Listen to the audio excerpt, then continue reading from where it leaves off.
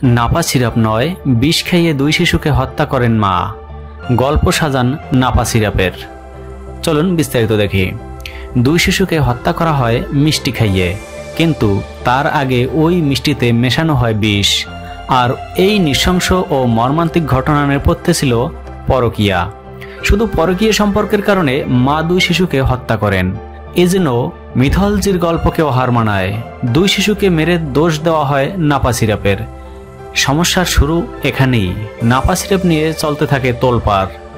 বহুল ব্যবহৃত এই প্যারাসিটামল সিরাপ নিয়ে এখন খবর যেন কিছুতেই মানতে পারছিল না প্রস্তুতকারী প্রতিষ্ঠান বেক্সিমকো।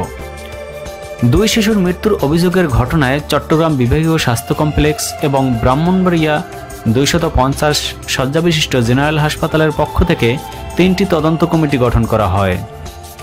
গত 13 মার্চ ব্রাহ্মণবাড়িয়ার আশুগঞ্জে নাপা সিরাপ খেয়ে 2 শিশুর মৃত্যুর অভিযোগ ওঠার পর ঘটনায় সারা দেশ থেকে নাপা সিরাপের নমুনা সংগ্রহের নির্দেশ দেয় ওই প্রশাসন অধিদপ্তর।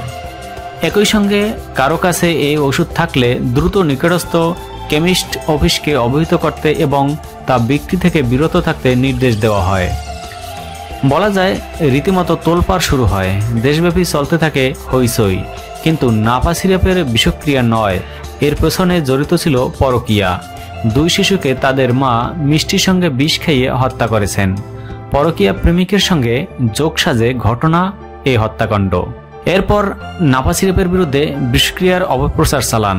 আজ বৃহস্পতিবার ভোরে মা লিমা বেগমকে গ্রেপ্তারের পর পুলিশ এই তথ্য জানিয়েছে। বেলা 11:30টায় এ রিপোর্ট লেখা সময় পর্যন্ত আদালতে নেওয়া হচ্ছিল সেই মাকে। আশুগঞ্জ থানার ওসি আজাদ রহমান জানান, নিহত 2 শিশুর বাবা ইসমাইল হোসেন বাদী হয়ে লিমা বেগম ও তার পরকীয়া প্রেমিক শফিউল্লাহর বিরুদ্ধে হত্যা মামলা দায়ের করেছেন। এ বিষয়ে বিস্তারিত জানানো হবে। পুলিশের আরেকটি সূত্র জানায়, লিমা আশুগঞ্জের একটি চালকলে কাজ করেন। তার স্বামী কাজ করেন ইটভাটায়। চালকলে কাজ করার সুবাদে আরেক শ্রমিক শফিউল্লাহর সঙ্গে লিমার পরিচয় হয়। এক পর্যায়ে তাদের মধ্যে প্রেমের সম্পর্ক গড়ে ওঠে। তারা বিয়ে করারও সিদ্ধান্ত নেন।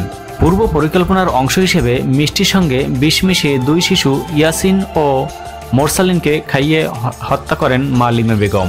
হত্যার ঘটনাটি ভিন্ন খাতে প্রবাহিত করার জন্য নাপা সিরাপের রিয়াকশন হয়েছে বলে প্রচার করেন। গত 10 মার্চ আশুগঞ্জ উপজেলার দুর্গাপুর ইউনিয়নের দুর্গাপুর গ্রামের ইসমাইল হোসেনের 2 ছেলে ইয়াসিন ও মোরসালিন নাপা সিরাপ খেয়ে মারা যায় বলে অভিযোগ তোলেন স্বজনরা। এ নিয়ে সারা দেশে তোলপাড় শুরু হয়।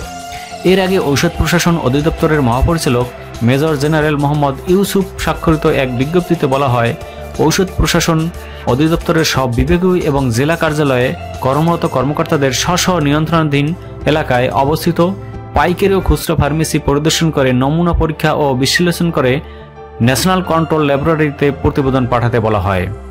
ওই বিজ্ঞপ্তিতে বলা হয়, গত 11 মার্চ দেশের বিভিন্ন প্রিন্ট ও ইলেকট্রিক মিডিয়ায় প্রকাশিত খবরের ভিত্তিতে জানা যায়, মেসার্স বেক্সিমকো ফার্মাসিউটিক্যালস কর্তৃক উৎপাদিত নাপা সিরাপ প্যারাসিটামল 120 মিলিগ্রাম অর্থাৎ পার চামচে 5 মিলিগ্রাম, এখানে ব্যাচ নম্বর, উৎপাদন তারিখ 12/2021, মেয়াদ উত্তীর্ণ তারিখ 11/2023 নামে ঔষধটি সেবন করে ব্রাহ্মণবাড়িয়ার আশুগঞ্জ উপজেলার দুর্গাপুর ইউনিয়নের দুর্গাপুর গ্রামে একই পরিবারের 2 শিশুর মৃত্যু হয়েছে। কিন্তু ওই 2 শিশুর মাকে গ্রেপ্তারের পর জানা গেল আসল ঘটনা, অর্থাৎ বিষ খাইয়েই নির্মমভাবে হত্যা করেছে নিজ সন্তানদের এই মা।